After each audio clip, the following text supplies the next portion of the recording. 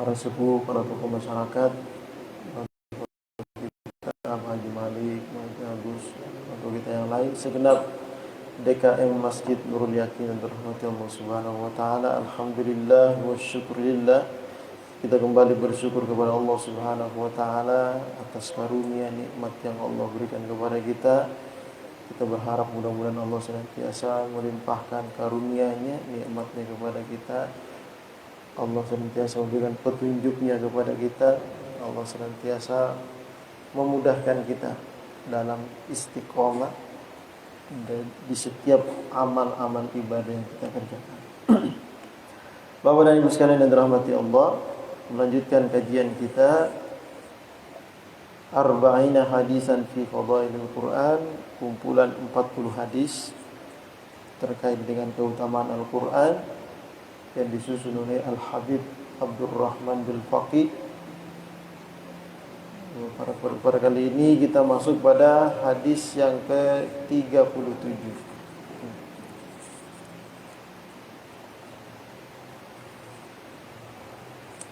Hadis yang ke-37 ini sedikit lagi selesai insyaallah. Setelah itu kita lanjutkan kata Safawas sebelumnya, lanjutkan ke Arba'ina hadisan, ya, kumpulan 40 hadis yang disusun oleh Habib Hamzah. Jadi punya susunan kitab itu dan diperkaya penjelasannya dengan ayat-ayat Al-Quran. Qala al-muallif rahimahullahu ta'ala al-hadisus sabi' wa thalathun an Umar ibn al-Khattab radhiyallahu ta'ala anhu qala Rasulullah sallallahu alaihi wasallam Inna Allah yarfa'u bihadzal Qur'an aqwaman wa yadha'u bihi akharin. Rawahu Muslim. Wa rawa Abu Nu'aim wa Dailami an Abdullah bin Amr ibn al-As radhiyallahu ta'ala anhuma qala Rasulullah sallallahu alaihi wasallam hamalatul Qur'an awliya'ullah wa man 'adahum faqad 'ada Allah wa man walahum faqad wala Allah. وروى ابن النجار عن أبي هريرة رضي الله تعالى عنه قال رسول الله صلى الله عليه وسلم حملة القرآن أرفاء أهل الجنة والشهداء قواد أهل الجنة والأنبياء سادة أهل الجنة. Yang terakhir, Rawal Hakim fi tarikhihi an Ali radhiyallahu ta'ala anhu qala Rasulullah sallallahu alaihi wasallam hamalatul Qur'ani humul muallimuna kalam Allah al-mutalabbisuna bi nurillah man walahum faqad walallah wa man adahum faqad adallah. Hadis yang ke-37 masih seputar keutamaan Al-Qur'an. Ini memotivasi kita untuk senantiasa, ya, bukan hanya satu orang, ya, tetapi satu komunitas atau satu daerah ataupun satu negara. Ya. Kalau ingin maju, nah ini nih kuncinya. Ya. Dari Umar bin Al-Khattab radhiyallahu taala anhu qala Rasulullah sallallahu alaihi wasallam Inna Allah yarfa'u bihadzal Qur'ani aqwaman wa yadha'u bihi akharin. Rawahu Muslim. Bahwa sesungguhnya Allah, ya, akan mengangkat derajat, akan mengangkat martabat, akan memberikan kemajuan pada suatu kaum, ya, mengangkat prestasinya, mengangkat kemakmurannya, ya, di suatu kaum dengan sebab apa? Bihadzal Qur'an, dengan kemuliaan Al-Qur'an. Wa yadha'u bihi akharin, dan bisa juga Allah akan merendahkan, menghinakan, ya, menjadikan kaum itu menjadi terbelakang bihi akharin dengan sebab Al-Qur'an. Artinya Al-Quran ini adalah tonggak utama suatu kaum atau suatu negara bisa maju.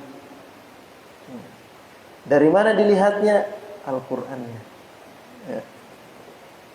Kalau penduduknya, ya, atau orang-orang yang ada di suatu komunitas, suatu kaum itu, ya, senantiasa membaca, mengamalkan, mentadabburkan dan mengamalkan Al-Quran, maka Allah akan mengangkat martabat dan derajat suatu kaum tersebut.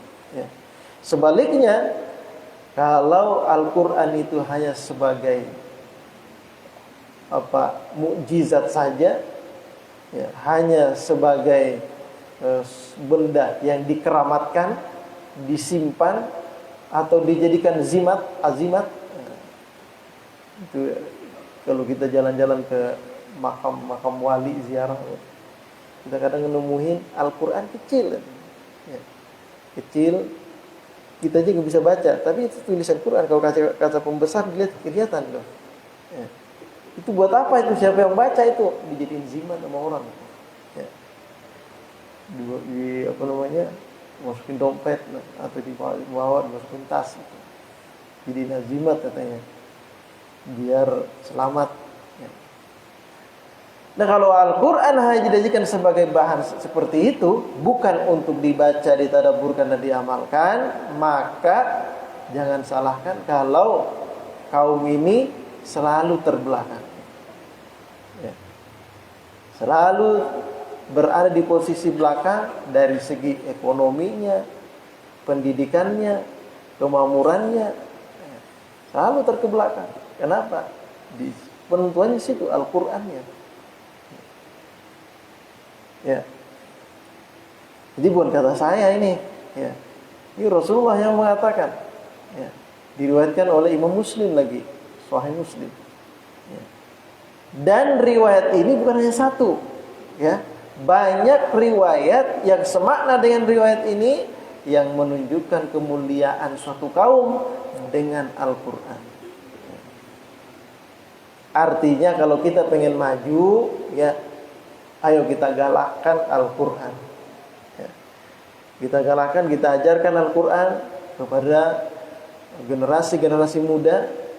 Jadikan dia cinta dengan Al-Quran, mau mentadabburkan Al-Quran, dan mengamalkan isi-isi daripada Al-Quran tersebut. Ya. Jangankan sekarang, Pak, zaman Nabi saja, ya, Rasulullah sudah mengatakan, "Qala ya qaumi," Rasulullah mengatakan, "Inna qaumi ittakhadhu hadzal Qur'ana mahjura."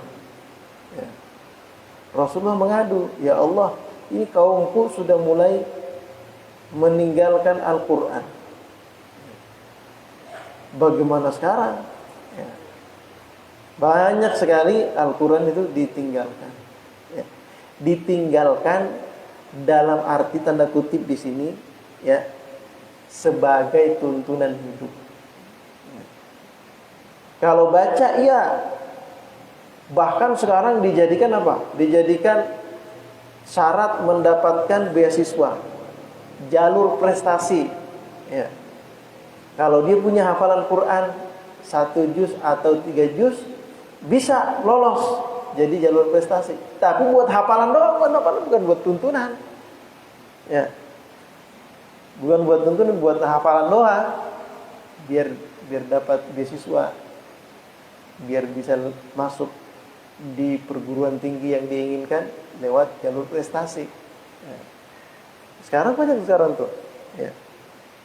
Dijadiin tuntunan nggak? Nggak. Ya.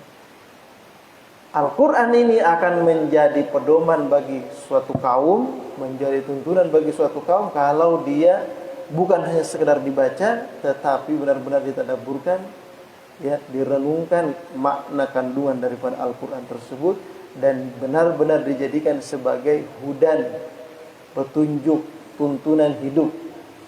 Sebagaimana Allah katakan, "Dzalikal kitabu la raiba fi hudan lil muttaqin." Itulah Al-Qur'an yang tidak bisa diragukan lagi, yang mana fungsinya, tujuannya Allah berikan itu Quran adalah hudan, petunjuk bagi orang-orang bertakwa. Cara untuk menjadikan Al-Quran sebagai petunjuk, mau tidak mau harus tahu artinya. Gimana coba? Kita punya mesin, Ada buku petunjuknya, tapi bahasa Inggris semua. Gimana mau fungsiin mesinnya? Kudu diterjemahin dulu, diterjemahin dalam bahasa Indonesia, baru kita pahami. Coba baca yang benar, jangan sampai salah baca, salah paham.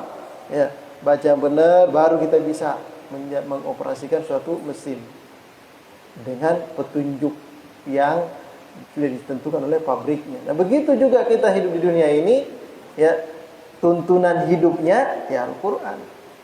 Ya. Tuntunan hidupnya ya Al-Qur'an. Bagaimana kita hidup di dunia ini dengan bernilai, bermartabat, ya dengan Al-Qur'an. Ya. Al-Qur'annya aja sudah bernilai, Pak. 1 huruf 10. Ya. Itu di luar dari Ashhurul Hurum, bulan-bulan mulia. Nah, kalau sekarang nih bulan Rajab nih, kita baca Bismillahirrahmanirrahim, cuma itu doang tuh. Niatkan itu Quran, ya.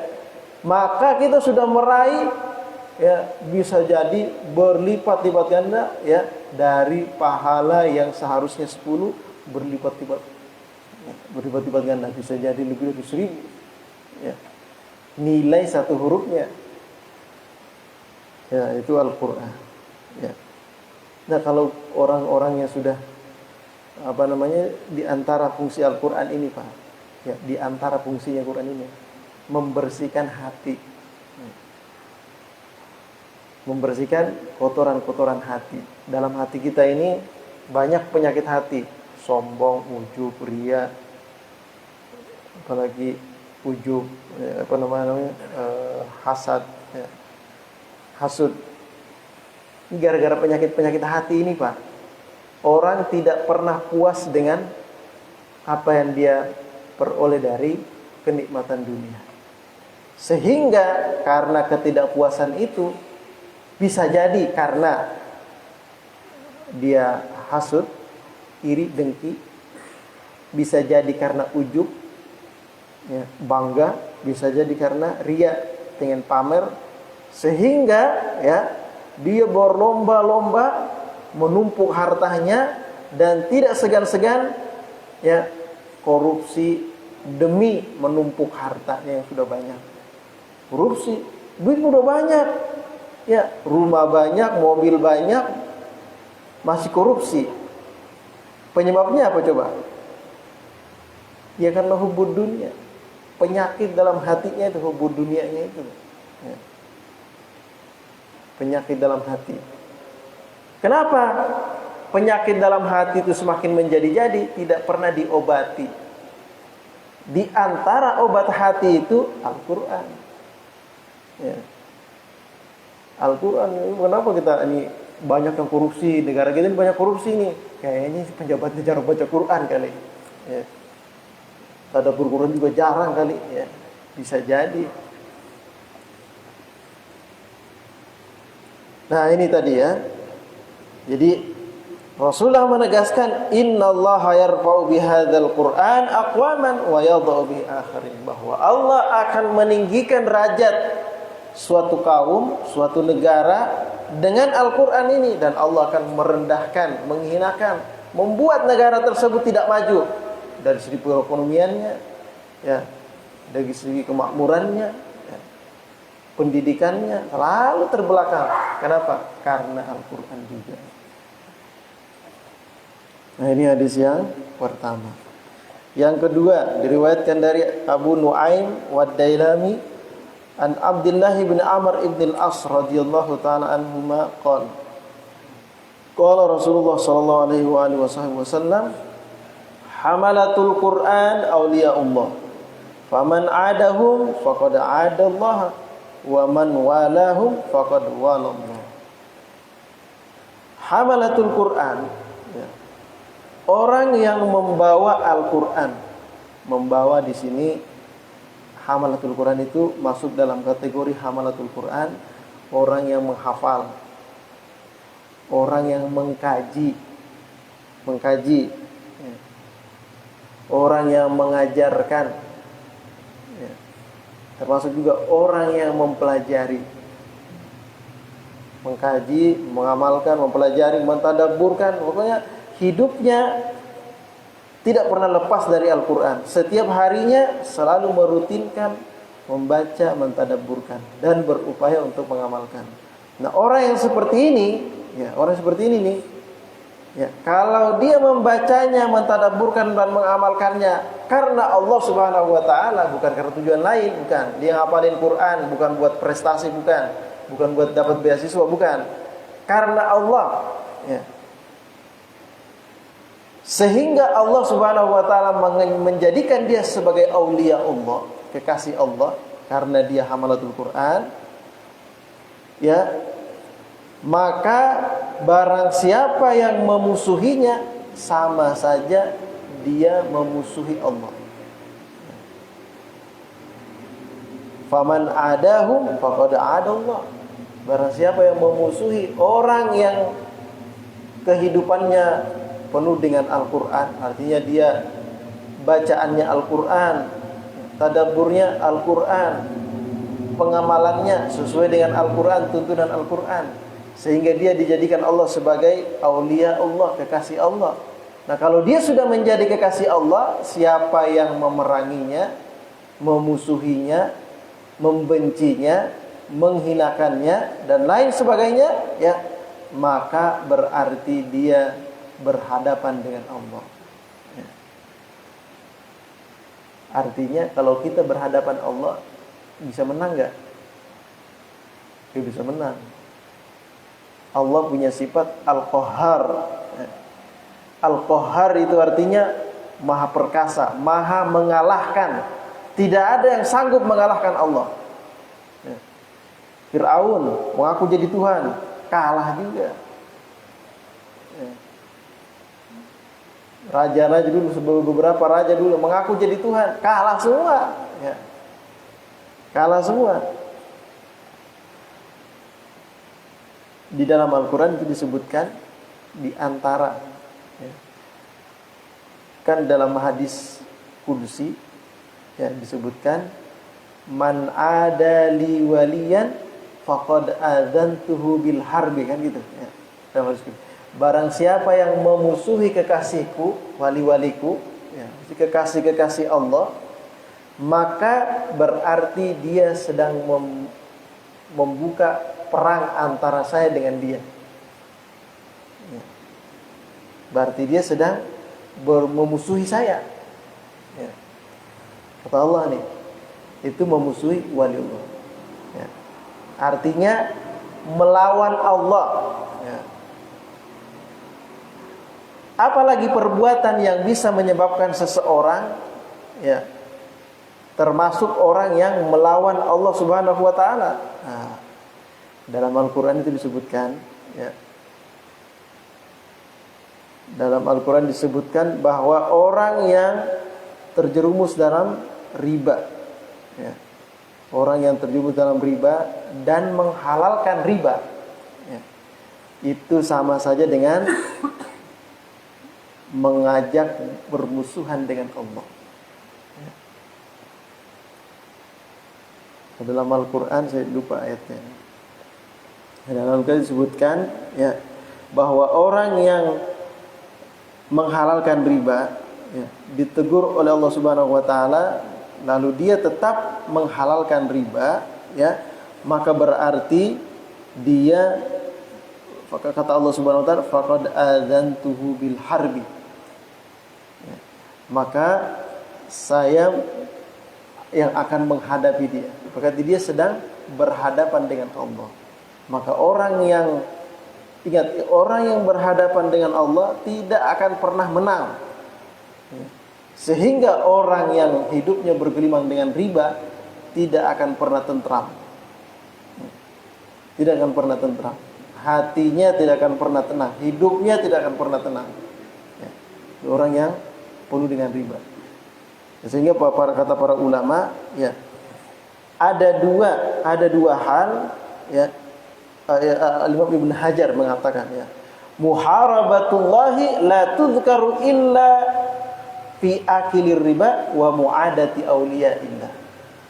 Orang yang memusuhi Allah, yang melawan Allah, itu tidak lain hanya dua golongan saja.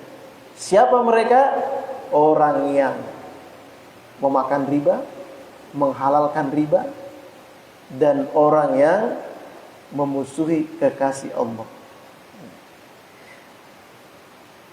Dalam Al-Quran disebutkan ya, ya ayyuhalladzina amanu, dalam surah Al-Baqarah mulai dari ayat 278. Ya ayyuhalladzina amanu taqullaha wa dharu ma baqiya minar riba in kuntum mu'minin. Wahai orang-orang yang beriman, bertakwalah kepada Allah, ya, dan jauhilah, tinggalkanlah apa yang tersisa daripada sisa-sisa riba. Ya, kalau engkau benar-benar beriman. Fa in lam taf'alu, kalau kamu tidak mau mengerjakan itu, artinya kamu tetap aja ngerjain riba. Ini firman, ini Al-Qur'an loh, ya. Kalau kamu tetap saja mengerjakan riba, ya, fa'dzanu biharbin minallahi wa rasuli, maka kata Allah, maka yakinlah, ya, dengan peperangan dari Allah dan Rasulnya. Ini ngajak perang kalau begitu. Bahasa kita ngajak berantem ini. Ya. Artinya dia sedang bermusuhan dengan Allah. Jadi fa'dzanu biharbin minallah wa in tubtum falakum ru'usu amwalikum wala tadlimu wala tudlamu. Tetapi apabila kalian bertaubat dari riba itu, maka kalian berhak mendapatkan pokok harta kalian. Ambil harta yang benar-benar bersih, yang ribanya buang. Yang ribanya dibuang. Ya, maka ambillah harta yang benar-benar bersih, yang merupakan pokok harta kalian, ya, dan kamu tidak akan dizalimi, ya, dan kamu tidak tergolong orang yang zalim, dan tidak pula akan dizalimi. Nah, sehingga ada orang bertanya, Pak Ustadz, ini saya kalau duit saya di bank ini bunganya doang itu 1 miliar, 1 M, bunganya doang 1 M. Ini mau dikemanain ya Ustaz ya? Ya. Nah, kata Habib Hussein, ambil kemudian salurkan ke fasilitas-fasilitas umum, toilet umum, perbaikan jalan, nah, untuk fasilitas umum. Jangan menyentuh perut, makanan, dan pakaian untuk ibadah. Itu laginya sih fasilitas umum aja. Kalau lanjut begitu, ya. Jadi ini urusannya sama Allah, ya. Urusannya sama Allah, berat urusannya, ya. Dan kita tidak akan pernah menang melawan Allah. Artinya, kalau kita menghalalkan riba dan terlibat dalam urusan riba, ya, malah kita senang, maka dengan harta riba yang ada di tangan kita itu membuat kita ini tidak akan pernah tenang hidup di dunia ini. Gelisah aja. Ya. Makanya orang-orang terlibat riba gak pernah betah di masjid. Ya. Panas gitu. Kalau di masjid itu panas ya, gelisah, pengen jalan aja. Ya. Nah itu ya. Nah begitu pula dengan aulia Allah. Nah tadi kita punya aulia Allah tadi. Ya. Nah oleh sebab itu, ya, karena aulia Allah diantaranya ya, hamalatul Quran ini orang yang benar-benar mengkaji Quran, mentadabburkan dan atau menghafalkan, mentadabburkan dan mengamalkannya, ya, maka dia akan menjadi kekasih Allah. Ya. Kalau dia sudah menjadi kekasih Allah, maka tidak boleh kita hinakan, kita caci maki. Ya. Kenapa? Karena urusannya Allah. Ya. Urusannya Allah. Nah, termasuk ini salah satu diantaranya ya. Di antara seseorang itu menjadi aulia Allah. Nah, di antara yang lain juga disebutkan dalam riwayat hadis, ya, bahwa sesungguhnya Allah mewajibkan, ya, kepada kita ini hal-hal yang sudah diwajibkan untuk dikerjakan, dan Allah, ya, kemudian menganjurkan kita untuk mengerjakan perkara-perkara yang sunnah. Karena dengan itu nanti Allah Subhanahu wa taala, ya, akan memberikan kita nilai yang tinggi, dijadikannya kita sebagai kekasih Allah. Dan orang yang sudah menjadi kekasih Allah, maka tidak boleh diganggu. Masalahnya adalah kita ini kan nggak tahu siapa yang termasuk kekasih Allah. Tahu nggak, Pak? Walaupun di sini ada cirinya nih, di saat kasih satu cirinya hamalatul Quran.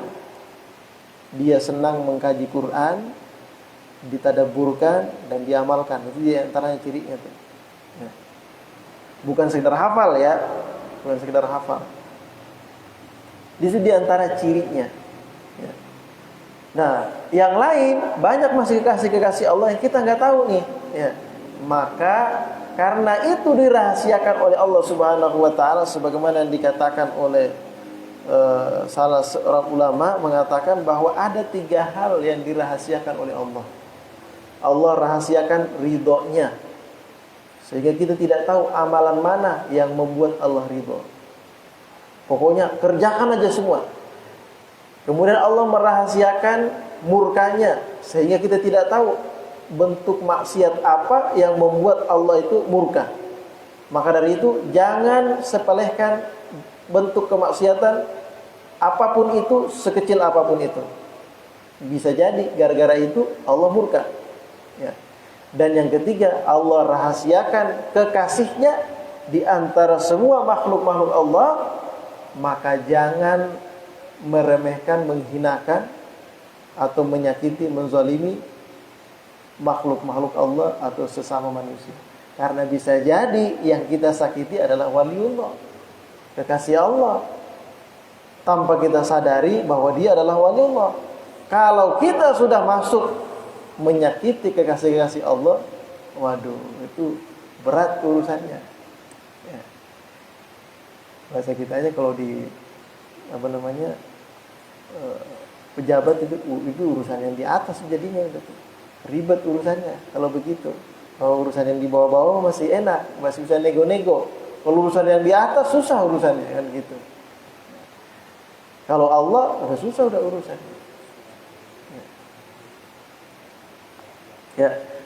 Nah, jadi tegaskan di sini man ada li waliyan faqad fa man adahum faqad adallah. Barang siapa yang memusuhi mereka, ya, hamalatul Quran ini, maka berarti dia sedang bermusuhan dengan Allah.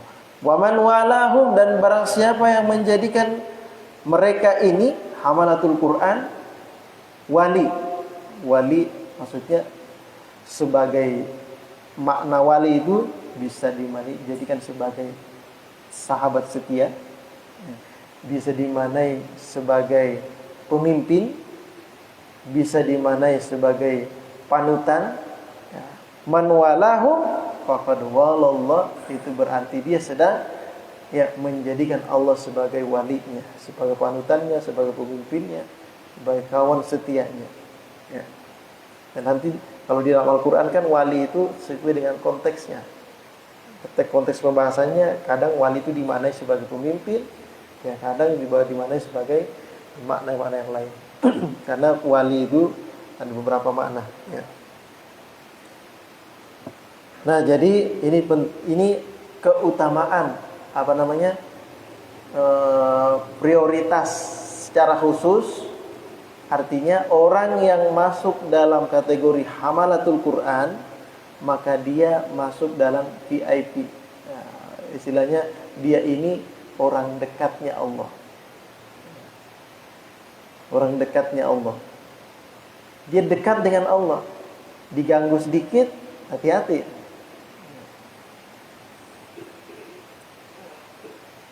Makanya ada kata para ulama, jangan macam-macam, hati-hati jangan macam-macam dengan aulia Allah, wali-wali Allah. Karena doa mereka ini, karena mereka ini beracun. Beracun itu maksudnya, ya, kalau kita sakiti, ya, racunnya itu kena kita, sakitnya itu justru kembali ke kita. Ya. Walaupun mereka tidak merasa tersakiti, mereka bersabar menerima perbuatan tindak kezaliman kita. Ya. Tapi tetap kembali kepada kita. Dalam Al-Quran disebutkan, Allah Subhanahu wa ta'ala berfirman, innal ladzina yu'dzuna Allaha wa rasulah. Sesungguhnya orang-orang yang menyakiti Allah dan Rasulnya, ya, la'anahumullahu fid dunya wal akhirah wa a'adda lahum 'adzaban alim. Maka Allah akan melaknat dia. Allah melaknat dia kalau menyakiti Allah dan Rasulnya. Allah melaknat dia di dunia dan di akhirat, dan dipersiapkan untuknya azab yang pedih. Bahayanya itu menyakiti Allah dan Rasulnya. Begini, nah, logikanya gini, ya. Bapak punya anak bapak ini sayang banget nih. Ya. Bapak sendiri nggak pernah gertak mukul anak bapak. Saking sayangnya bapak ini sama anaknya. Tiba-tiba ada orang datang nampar anaknya. Marah nggak bapaknya? Marah nggak bapaknya? Marah, orang anaknya anak kesayangan. Ya. Berubah ke bahasa orang sekarang, anak sultan. Ya, nggak boleh lecet dikit. Ya. Disakiti anaknya, marah bapaknya. Ya. Dia sayang sama bapaknya, bapaknya sayang sama dia. Nah, kekasih Allah disakiti, ya Allahnya marah. Ini maksud dari ayat ini, man innal ladzina yu'dzuna Allah, orang yang menyakiti Allah. Bagaimana cara menyakiti Allah? Menyakiti kekasih Allah. Ya. Wa rasulahu, dan menyakiti rasulnya. Ini sebagian ulama berpendapat seperti ini. Ya. Tahu nggak kita? Ya, Rasulullah punya orang tua, ya nggak? Yang sebagian orang dikafir-kafirkan, dikatakan masuk neraka. Tahu nggak? Sebagian keturunan Rasulullah, ya, dituduh ini dan itu dan lain sebagainya. Ya, bermacam-macam. Ingat, yang namanya orang tua, namanya anak, pasti sayang sama orang tuanya kan, gitu. Kira-kira bapak kalau ada orang yang menyakiti, ngata-ngatain, menghina, menghardik orang tua bapak, kira-kira bapak marah nggak? Minimal kalau nggak marah, perasaan hatinya tuh nggak enak sama orang yang mencaci maki orang tua kita, ya kan, gitu kan? Yang kedua, ada orang maki-maki cucu kita, dimaki-maki sama dia. Cucu kita, turunan kita, maki-maki sama dia. Kalaupun kita nggak marah nih, ya minimal kita nggak suka sama orang ini, ya nggak? Nih sekarang coba, ada orang ngata-ngatain Rasul, ibu bapaknya Nabi masuk neraka, sedih nggak Rasulullah? Ada orang ngata-ngatain anak cucu Nabi gini seperti itu dan lain sebagainya, ya. Sedih nggak Rasulullah? Sedih, hati-hati. Akibatnya apa coba? La'anahumullahu fid dunya wal akhirah, tuh akibatnya tuh. Allah melaknat dia di dunia, di akhirat. Tahu nggak laknat itu apa? Ya. Laknat itu artinya terputus dari rahmat Allah, nggak dapat rahmat. Nggak ada kasih sayang Allah. Ya. Tapi dia kok malah kaya, kekayaan dia tidak mendatangkan rahmat dalam kehidupannya. Ya. Gelisah. Hartanya mempersulit dirinya. Ya. Orang yang mendapatkan rahmat itu tenang, anteng, adem ayem. Ya. Nah kan itu kita ini harus berhati-hati. Ya. Bukan hanya itu, bukan hanya dilaknat dunia akhirat, bukan hanya itu. Wa a'adda lahum 'adzaban alima, Allah persiapkan untuknya azab yang pedih. Ya, itu bahayanya. Ya. Jadi kalau ada orang kata-katain mengatakan bapak ibu Rasulullah itu masuk neraka, ya, dia diam aja dah. Ya, buru-buru itu urusan dia. Nah. Atau kalau mau nasihatin, kamu ada urusan apa sama Nabi? Ya, kalau itu bikin Rasulullah sakit hati, tersakiti hatinya, yu'dzunallaha wa rasulahu, itu ada ayatnya tadi tuh. Menyakiti Allah dan Rasulnya, sakit hati gara-gara ucapan kamu. Ya, hati-hati loh. Dilaknat di dunia akhirat. Ya. Nah, itu riwayat yang kedua. Nah, selanjutnya hamalatul Qur'ani humul muallimuna kalam Allah. Orang yang mengajarkan Al-Qur'an, hamalatul Qur'an, mengajarkan, mentadabburkan dan mengamalkan Al-Qur'an, ya. Mereka ini adalah orang yang mengajarkan kalamullah. Ya. Berarti kalamullah ini kan artinya kalam Allah yang sangat mulia. Ya. Allah pencipta alam semesta. Ya, ibaratnya kalau ada orang menjadi orang yang terlibat dalam mengajarkan kalamullah, muallimuna kalamullah, berarti dia orang dekat. Artinya dia dekat dengan Allah. Ya. Kita nih kadang-kadang kalau ngelihat anaknya gubernur, anak gubernur itu ya, orang dekat maksudnya. Gitu. Ini supirnya aja kan, supirnya dihormatin, supirnya doang gitu, dihormatin, orang dekat. Dan sekarang orang dekat dengan Allah bagaimana coba? Ya, orang dekat dengan gubernur aja kita hormatin. Ya. Apalagi dapat gelar muallimuna kalamullah, orang yang mengajarkan kalamullah. Ya. Al-mutalabbisuna binurillah. Jadi orang yang masuk dalam kategori hamalatul Quran ini ya digelar sebagai orang yang mengajarkan kalamullah, orang yang memakai cahaya Allah, al-mutalabbisuna binurillah, ya. Man walahum faqad walallah. Barang siapa yang memilih dia, menjadikan dia sebagai panutan, sebagai pemimpin atau sebagai panutan, ya, faqad walallah, berarti dia sedang berwali dengan Allah, ya. Yang menyerahkan loyalitasnya hanya kepada dia, berarti dia sedang loyalitasnya dia serahkan kepada Allah, ya. Wa man adahum faqad adallah, barang siapa yang memusuhi mereka, itu berarti dia sedang bermusuhan dengan Allah. Ya, ini adalah suatu kemuliaan bagi hamalatul Quran. Nah, sekarang bagaimana caranya agar kita bisa dikategorikan sebagai hamalatul Quran? Bagaimana caranya? Ya. Ini kedudukannya luar biasa loh. Ya. Kedudukannya luar biasa nih. Hamalatul Quran luar biasa kedudukannya.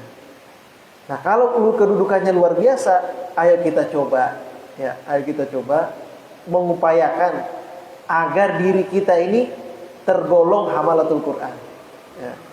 Tergolong sebagai apa? Hamalatul Quran.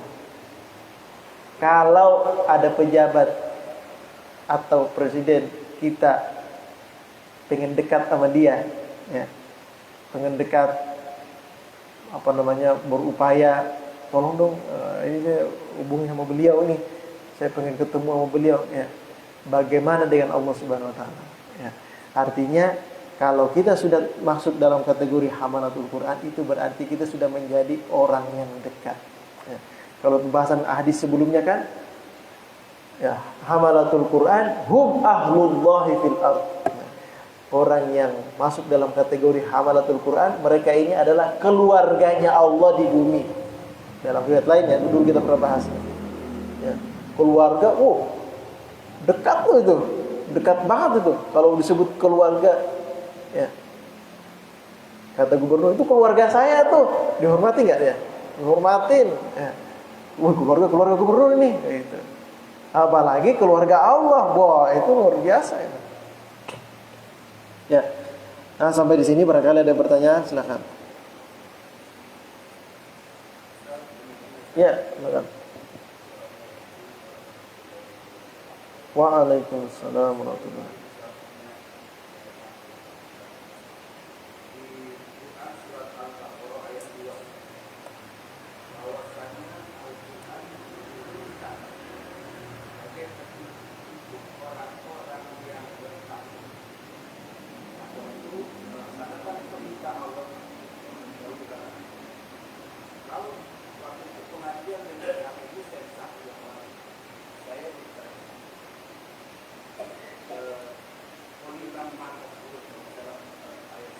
Ya.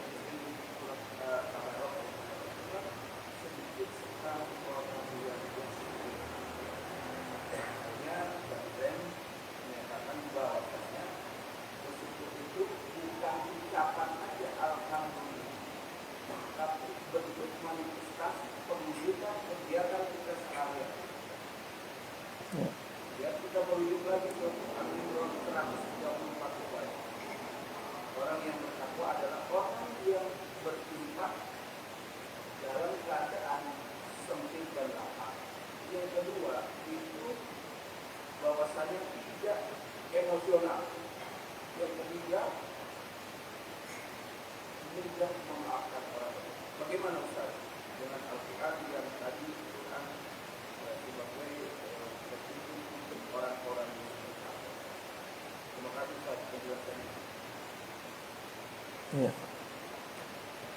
Jadi kalau kita melihat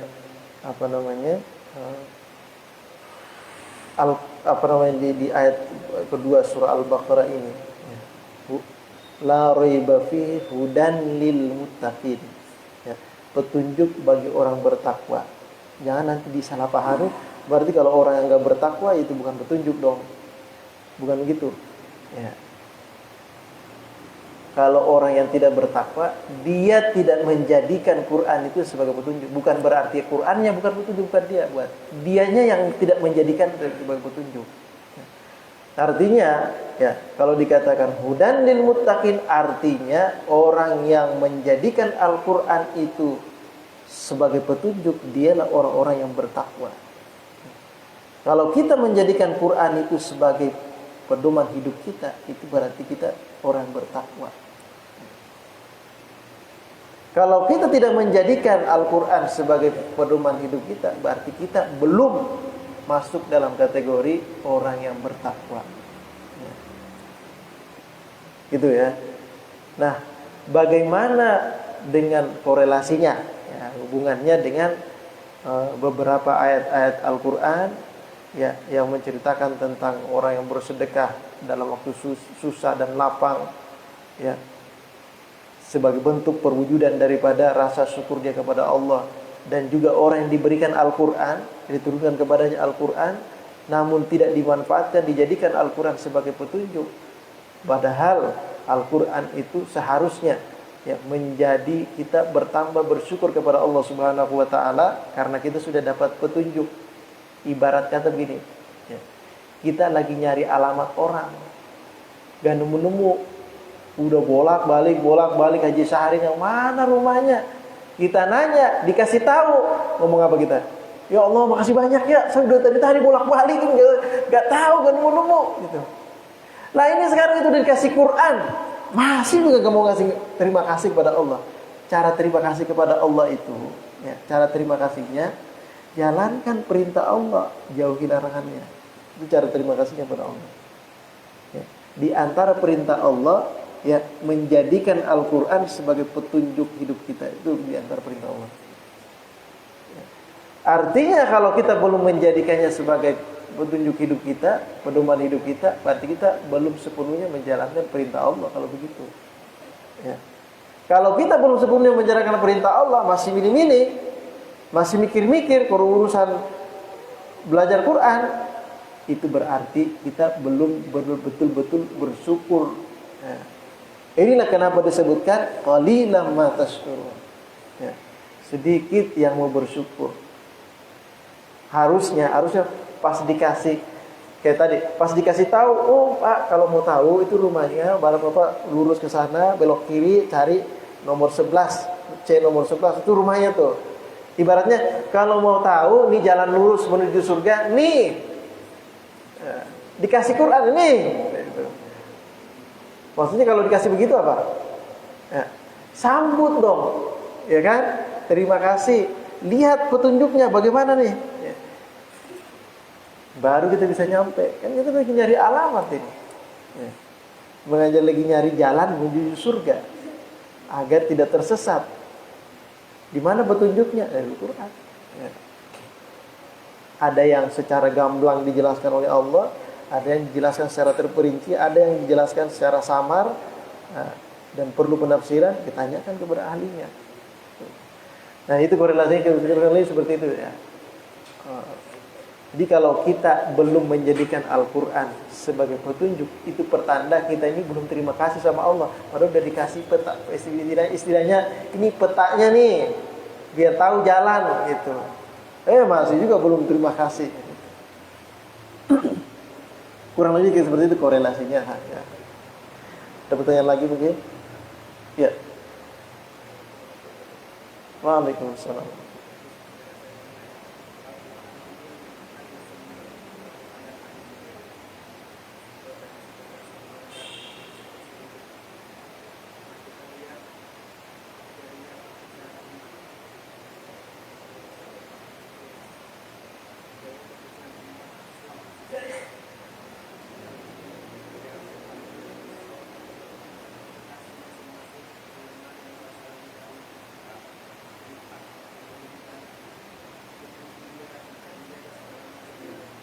Ya.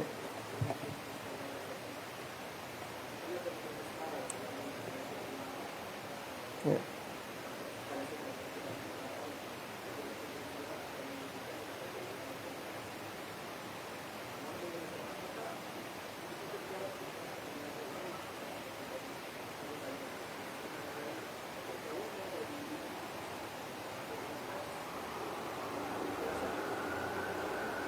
Ya. Terjadinya banyak perpecahan, ya. Itu sedikit banyaknya itu dampak daripada jauhnya kita dari Al-Quran. Ya. Benar itu, dampak dari jauhnya kita dari Al-Quran. Karena secara jelas Al-Quran memberikan gambaran, ya. Orang yang suka membuat kelompok-kelompok berpecah belah, itu golongan-golongan, itu contoh-contoh yang tidak bagus yang dicontohkan dalam Al-Quran. Ya. Artinya kalau kita ingin berpedoman dengan Al-Quran, jangan ambil contoh yang gak bagus. Ada contoh yang bagus itu, yang mempererat hubungan satu dengan yang lain. Ya, innamal mu'minuna ikhwah, ta'awanu 'alal birri wat taqwa. Dalam Al-Quran persatuan. Ya. Ta'alau ila kalimatin sawa'in, mengajak persatuan, bersatu. Ya. Ta'alau ila kalimatin sawa'in bainana wa bainakum. Ya. Allah mengajak. Nah, kalau kita sebagai seorang muslim justru membawa kepada perpecahan, berarti kita, nah itu tadi kata Pak Mukhlis tadi itu, belum betul-betul bersyukur dengan Quran. Gitu. Artinya itu Quran cuma dibaca doang, belum diamalin. Gitu. Ya, baru dibaca doang, baru bersaing hatam-hataman Quran, belum tadabburnya, belum pengamalannya. Ya. Wallahu alam ya, apa yang menyebabkan. Jadi yang jelas kalau satu dari guru kami juga itu Kalimantan mengatakan, kalau kita ini masih punya sifat egois dalam diri kita, tidak mudah mengalah atau legowo dalam urusan dunia, itu pertanda dalam diri kita ini masih banyak hubungan dunia. Kalau urusan akhirat, urusan hukum dengan Allah, hukum-hukum Allah, kita tegas.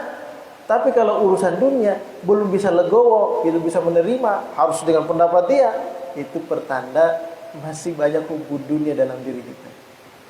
Ya. Hubungan dunia ini, bisa dikatakan, sebagian ulama mengatakan, ra'su kulli khati'ah. Ya. Inti daripada segala kejahatan dan keburukan. Hubud dunia. Gara-gara hubud dunia, orang bisa jadi hasad, orang bisa jadi riya, orang bisa jadi ujub, orang bisa jadi sombong. Itu juga gara-gara hubud dunia doang itu. Ya. Penyakitnya itu. Gara-gara hubud dunia, orang bisa berpecah. Pokoknya menurut saya, yang ini yang cocok jadi ketua, pokoknya ini cocok jadi ketua. Ini urusan dia, wallahu alam ya. Ya.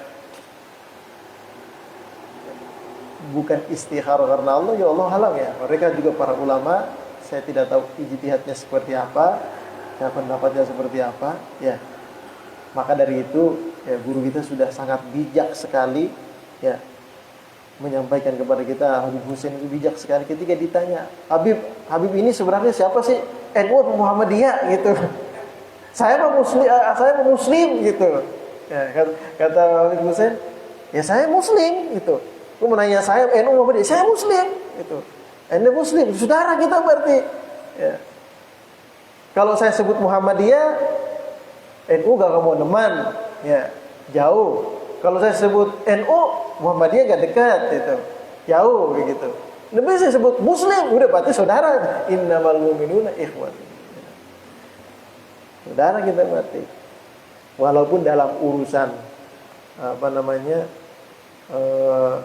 administrasi dan sebagainya, ya kita kadang banyak terlibat di kelompok Muhammadiyah atau NU itu.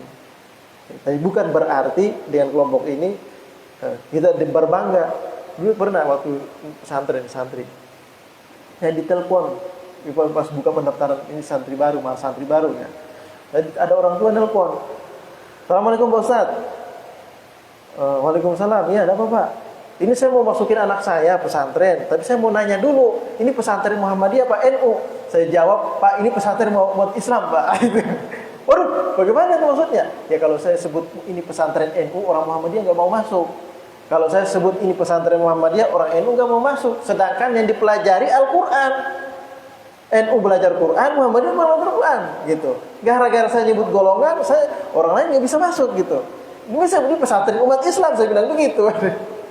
Ya, oh ya bagus kalau gitu. Ya. Jadi wallahu alam ya penyebabnya apa? Yang jelas di dalam Al-Qur'an ya. Allah memberikan contoh yang buruk itu berpecah belah, contoh yang baik itu bersatu. Ya. Artinya kita ya bisa sendirilah. Kalau kita senang dengan perpecahan itu berarti kita bertentangan dengan Quran. Ya. Ya itu dampak jauh dari. Ada pertanyaan lagi? Akhir mungkin. Ya.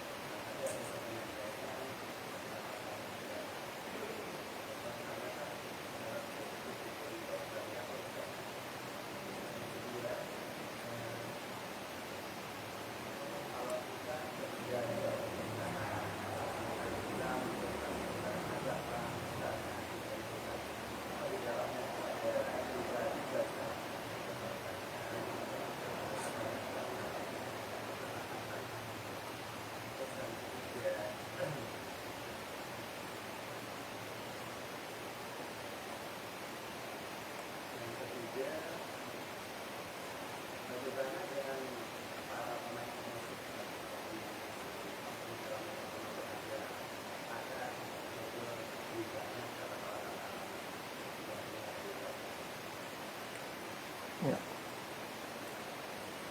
Yang pertama riba yang dimaksud ini riba apa gitu ya?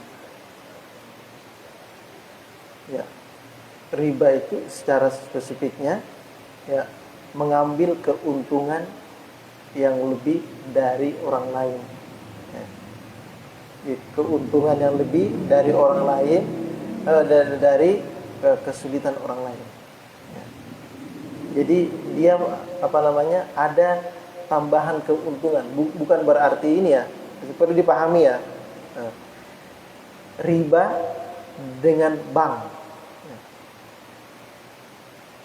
Ada bank yang terlibat riba, ada bank yang tidak 100% terlibat riba, ada yang mungkin bank yang masih bersih. Artinya ya jangan nanti diratakan oh bank itu kan menabung di bank itu kan riba, itu haram gitu. Enggak. Karena menurut fatwa dari Al-Azhar ya itu disebutkan bank itu bukan riba.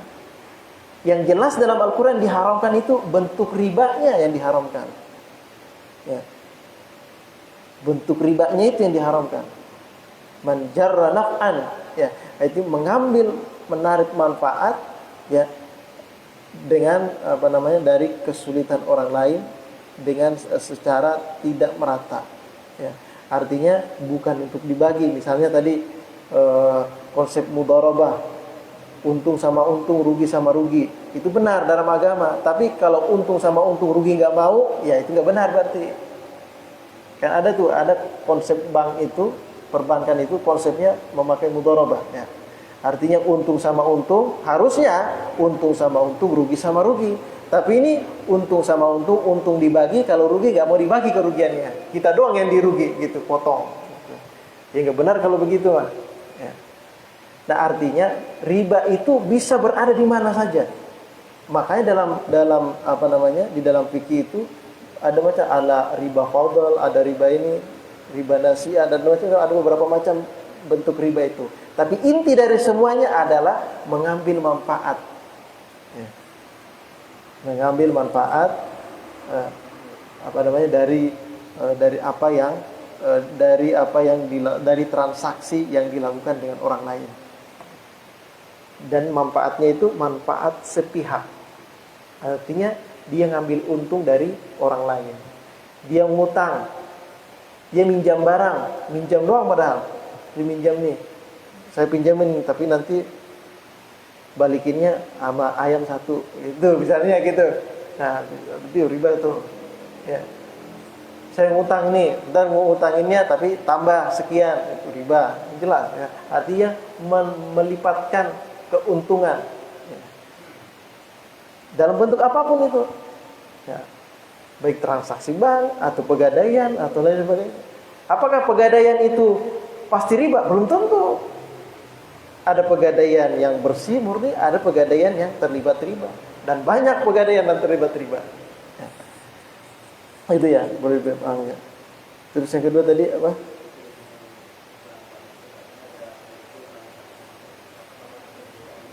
Ya.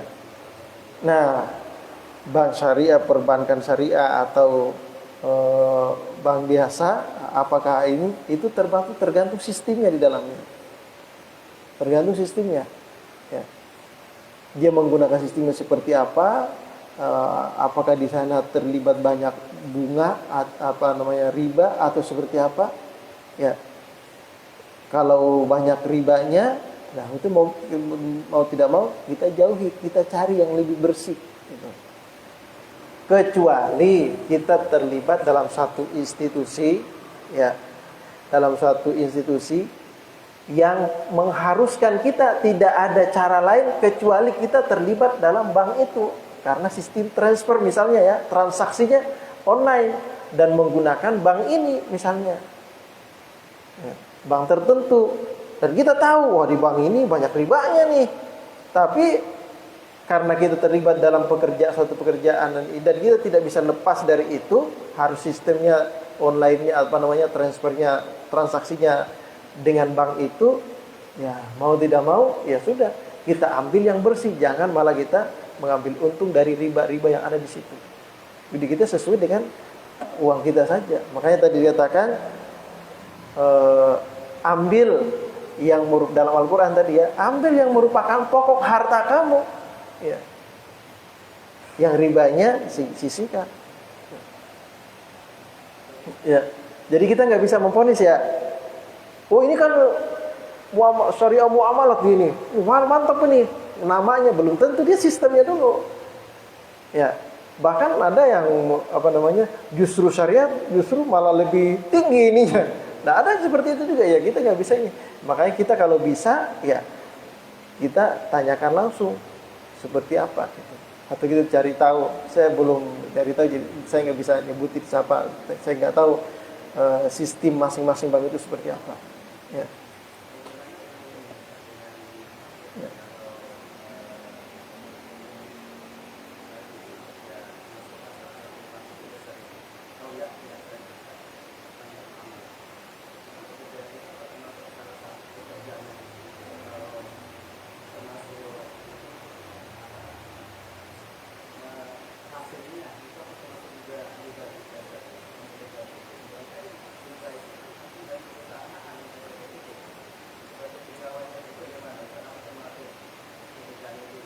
Ya.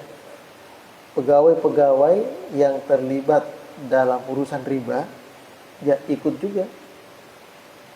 ikut juga. Ya. Pegawai-pegawai yang terlibat dalam urusan riba ya ikut juga di situ. Ya. Dan riwayat hadisnya jelas. Ya. Ayat Qur'annya juga jelas. Bahwa orang yang nulisnya, ya, urusan administrasinya juga masuk semua di situ. Makanya guru kita Habib Hussein menyarankan kalau kita terlibat di sana lebih baik cari pekerjaan lain. Ya. Lebih baik cari pekerjaan lain. Kalau kita tahu ya, kecuali banknya itu bersih dari riba.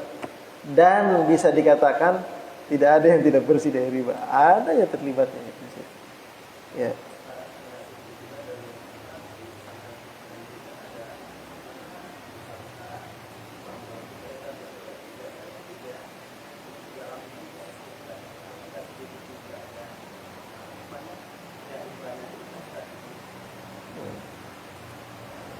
Iya, makanya harus berhati-hati. Makanya di dalam hadis disebutkan man hama haulal hima yusik ayyaqafihi. Barang siapa yang berada di sekitar sumur khawatir dia terjatuh ke dalam sumur. Ya. Artinya kalau kita berada di lingkaran itu, ya sedikit banyaknya kita akan tergoda. Gitu. Sedikit banyak tergoda. Mungkin 1-2 juta, 3 juta nggak tergoda kita. Diuntungnya 1 M loh. Mungkin tergoda juga dia. Ya. Giliran 10 juta nggak tergoda dia, tapi giliran 1 M buat tergoda juga, goyah juga, mikir-mikir pulang jadi mikir-mikir juga, jadi 1 M nih lumayan gitu. Ya, ya Allah alam ya. Ya musik, masalah musik, ya masalah musik ini dibahas oleh guru kita nih di. Kalau melihat riwayat-riwayat hadis yang ada, ya musik haram. Dan semuanya haram jadinya. Ya. Tetapi kita kurang sama, ini dampaknya sama dengan melukis, menggambar. Karena di riwayat hadis menggambar sama dengan menghidupkan, akhirnya gambar jadi haram. Ya. Sehingga dulu gambar itu apa saja haram. Tapi semakin kesini akhirnya bisa berubah itu hukum. Ya, ada kalau gambarnya begini boleh, kalau gambarnya gini semakin detail. Tetapi di dalam Al-Qur'an ya disebutkan cerita Nabiullah Sulaiman ya punya prajurit, punya pengawal-pengawal dari kalangan jin yang mereka ini ya bisa melukis, membuat amsal ya, membuat lukisan-lukisan patung ya, yang diperintahkan untuk bisa mengukir-ngukir gitu. Tapi kok dalam Al-Quran diharamkan? Kenapa Rasulullah mengharamkan? Nah ini butuh pemahaman, ini pengkajian secara khusus biar kita tidak salah paham. Ya. Nah, jadi ternyata ya yang diharamkan itu adalah kalau misalnya dari lukisan gambar itu yang diharamkan itu menjadikannya sebagai sesembahan. Itu yang diharamkan dalam urusan melukis. Menjadikannya sebagai sesembahan itu yang diharamkan. Sehingga ada orang di zaman dulu kan gini Pak. Ada tak celengan tapi dari ayam. Celengan ayam gitu kan. Kayak dari tanah itu. Kan masih dulu kayaknya masih ada sekarang ya. Dilihat sama Ustadz, Pak, ini buat apa nih? Ada patung dalam rumah nih, nggak masuk rahmat loh ke rumahnya nih. Akhirnya celengannya dibuang gitu. Padahal bukan itu maksudnya. Ya, menjadikan itu sebagai sesembahan. Ya.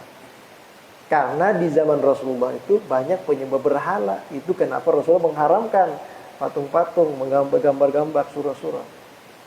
Tapi tujuannya karena itu tadi. Nah begitu juga dengan musik. Ya, musik-musikan. Kalau guru kita Habib Hussein, beliau mengatakan yang diharamkan itu yang melalaikan kita. Karena tidak sedikit dari musik itu yang justru mengingatkan seseorang, menyadarkan seseorang. Ya.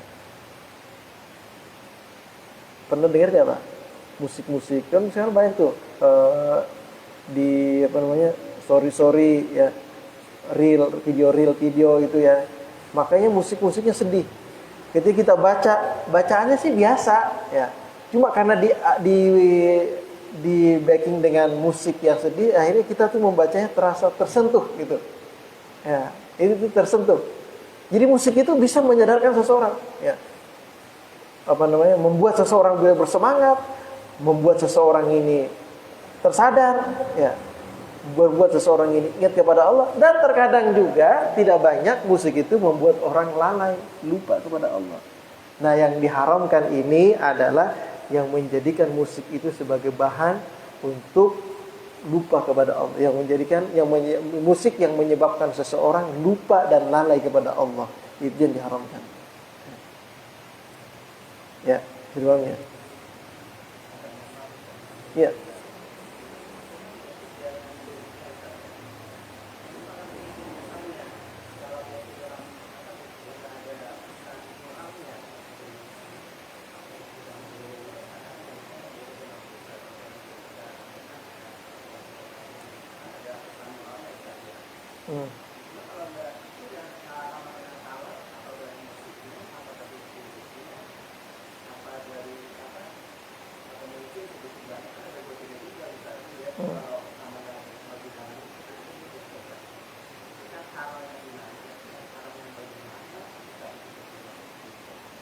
Intinya gini tadi, ya. Intinya tadi, ilatnya tadi, alasannya.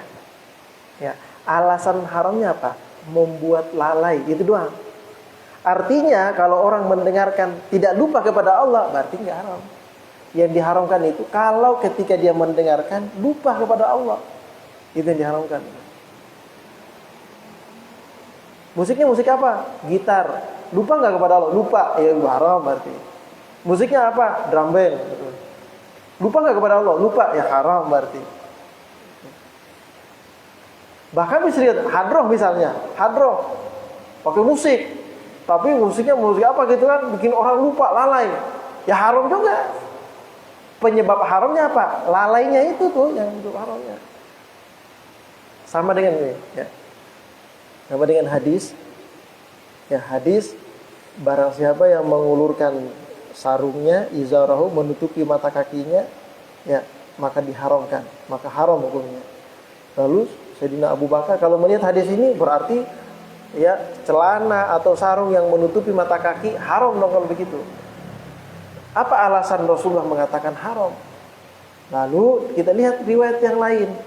Oh, Sayyidina Abu Bakar mengadu kepada Rasulullah, ini sarung saya ini nggak bisa netap nih, melorot mulu.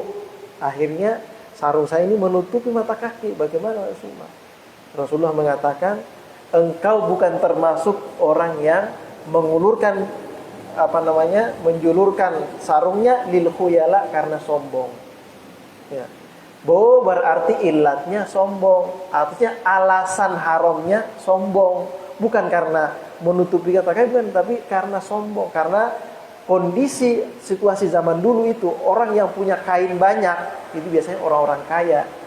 Orang-orang yang kainnya itu sampai nyeser di lantai tanah itu, ya itu orang-orang kaya dulu. Kalau orang yang miskin mah nggak punya kain. Orang zaman dulu. Nah kalau sekarang itu bukan istilah lagi gitu. Ya orang nutup mata kaki biasa aja, bukan bagian daripada sombong. Ya. Bahkan sekarang ini, ya orang yang mohon maaf ya pakai celana cingkrang, tapi kalau dalam hatinya saya ini lebih sunnah daripada dia, itu kan. Ini pakaian saya ini lebih sunnah, yang itu bukan sunnah gitu. Dia ada merasa lebih bagus daripada orang lain, sombong.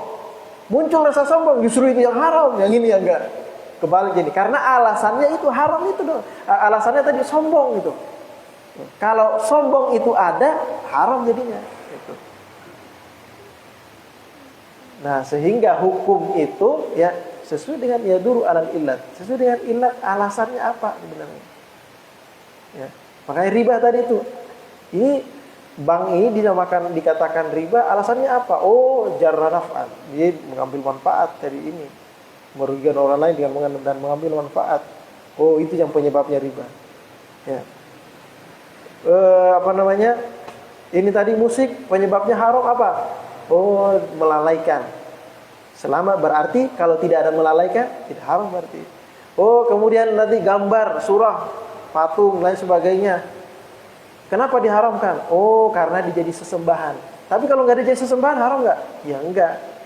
Ya, nggak haram. Kalau tidak dijadikan sesembahan. Gitu. Jadi kita harus melihat alasan dibalik itu kenapa diharamkan gitu. Itu biar kita ini lebih bijak. Ya, kurang lebih seperti itu ya.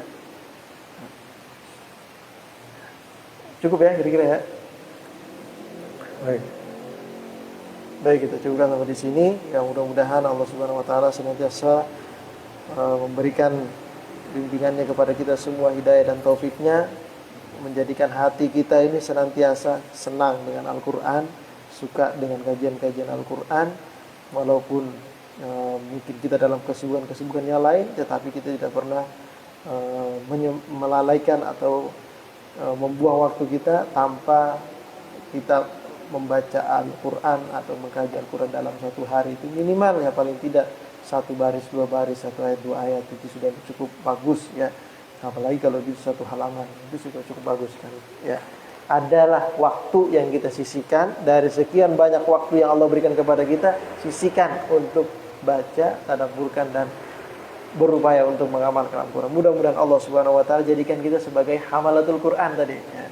Kalau kita sudah menjadi hamalatul Quran, Masya Allah, kita berarti orang dekat sama Allah. Orang yang dekat, insya Allah akan selamat ya. Ala hadiniya kulli niyatin salihah wa ila hadratin nabi. Al-Fatihah.